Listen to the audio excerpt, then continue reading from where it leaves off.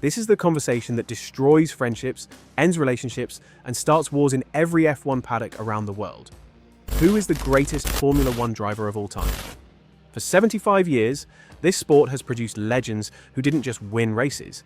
They rewrote the laws of physics, bent reality to their will, and forced the FIA to literally change the rules just to stop them. Some dominated through raw speed, others through calculated genius, a few through pure psychological warfare. By the end of this video, you'll know exactly why each of these drivers deserves to be called the GOAT, and why that argument will never, ever be settled. These are the 10 drivers who didn't just race Formula One, they became Formula One. Juan Manuel Fangio. 5 world championships in 7 seasons during an era when drivers were literally dying every other weekend. But here's what makes Fangio the ultimate GOAT. He didn't just survive, he dominated across 4 different teams. Alfa Romeo, Ferrari, Mercedes, Maserati. He also drove for Van Wall in 1957, although only 1 race.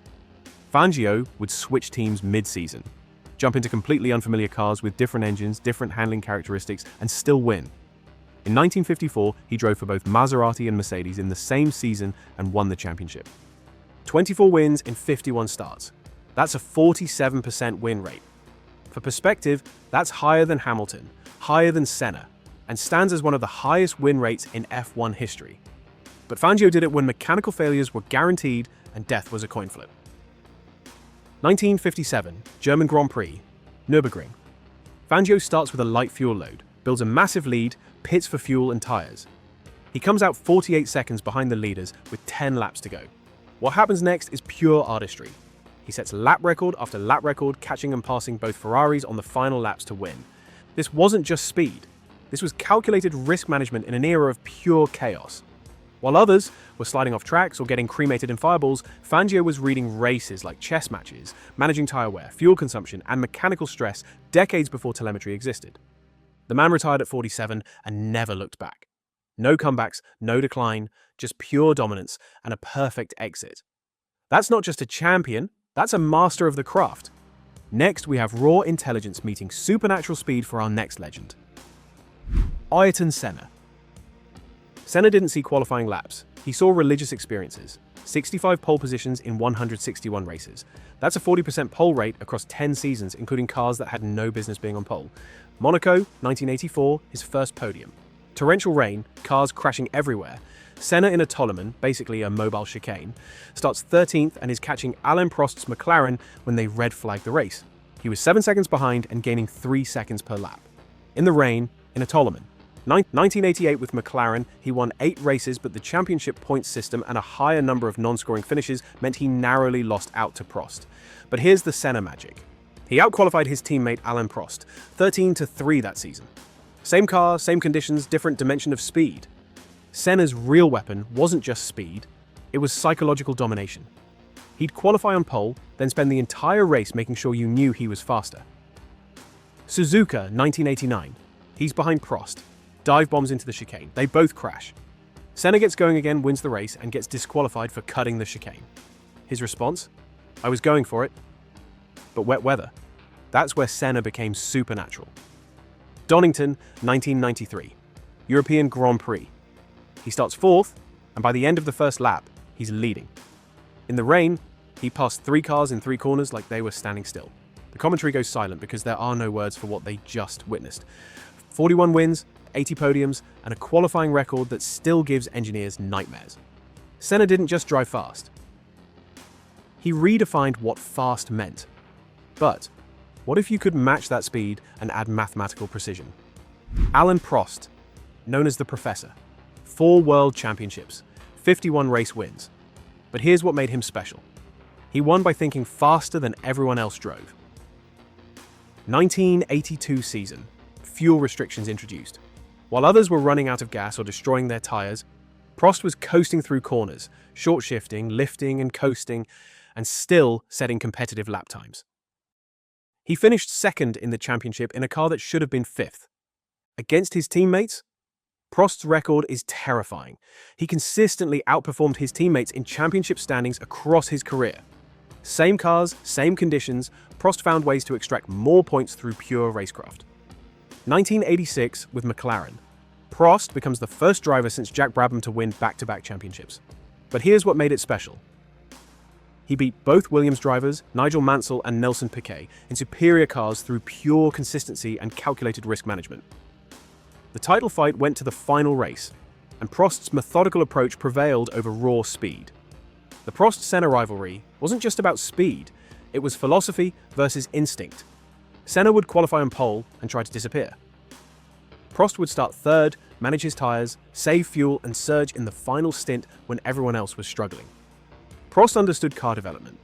Engineers loved working with him because he could diagnose exactly what the car needed. The front needs more grip in slow corners, but don't touch the rear balance.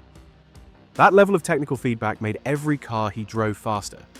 51 wins, 106 podiums, 4 championships across 13 seasons. That's not just consistency, that's sustained excellence through multiple eras and regulations. But both speed and intelligence pale next to what came after. Michael Schumacher. Schumacher didn't join Ferrari in 1996.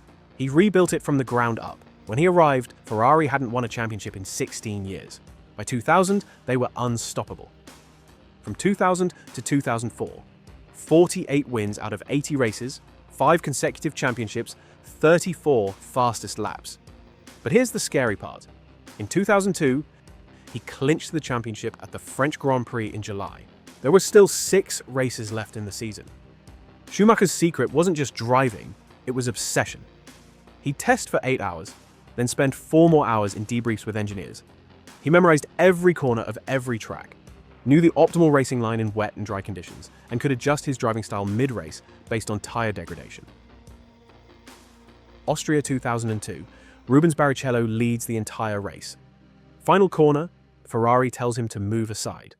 The world explodes. But here's what they missed. Schumacher had orchestrated a season-long psychological campaign. Every teammate became a wingman through pure professional intimidation. But Schumacher's real advantage was preparation. He was the first driver to treat F1 like a professional sport. Personal trainers, nutritionists, simulator work, studying onboard footage for hours. While others partied, Michael was in the gym at 6 a.m. His 2010 to 2012 comeback with Mercedes at 41 years old showcased his unbreakable competitive drive. While he didn't rediscover his prior dominance, he remained competitive, constantly adapting to new cars, regulations, and tyre compounds, even securing a pole position in Monaco in 2012 before a grid penalty demoted him. That persistence is a testament to more than just talent. 91 wins, 155 podiums, 68 poles. The FIA changed rules specifically to stop him. Qualifying formats, point systems, testing restrictions. When the sport changes the rules because you're too good, you've transcended competition. Maybe Schumacher was ruthless. Next up, we have the master manipulator. Fernando Alonso, 2012. His Ferrari is a dog, literally the 4th fastest car on the grid. Red Bull has Adrian Newey's aerodynamic wizardry. McLaren has the fastest straight-line speed. Mercedes has the best qualifying pace. And Fernando? Fernando has pure, undiluted talent. He wins in Valencia from 11th on the grid, dominates at Hockenheim in the rain, drags that Ferrari to pole positions it had no business achieving.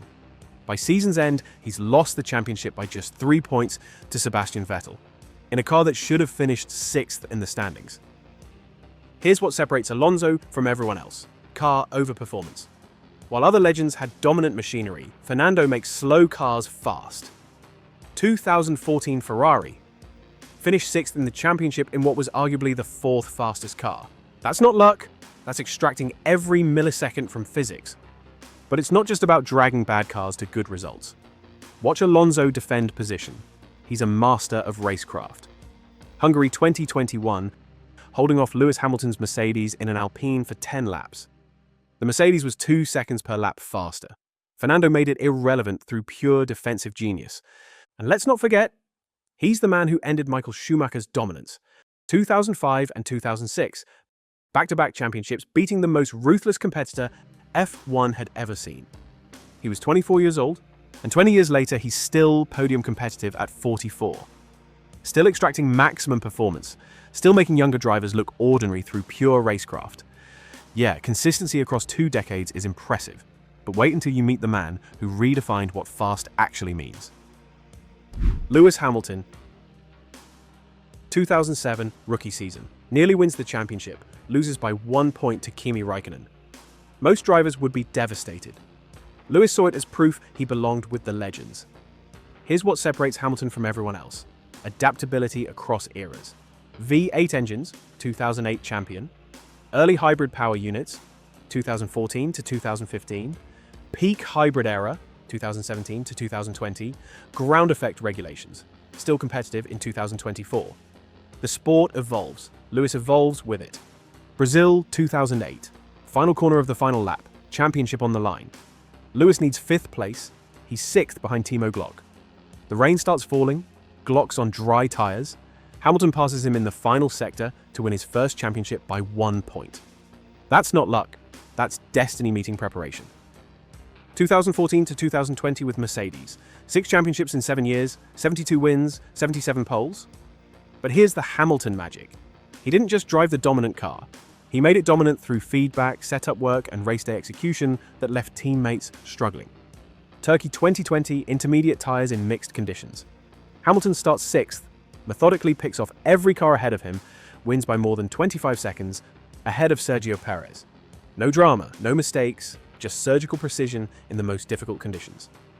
As of July 2025, he has 7 world champions, 103 race wins, 104 pole positions, and 202 podiums. Those aren't just numbers. They represent sustained excellence across multiple generations of competitors and regulations. But Hamilton's GOAT case goes beyond statistics.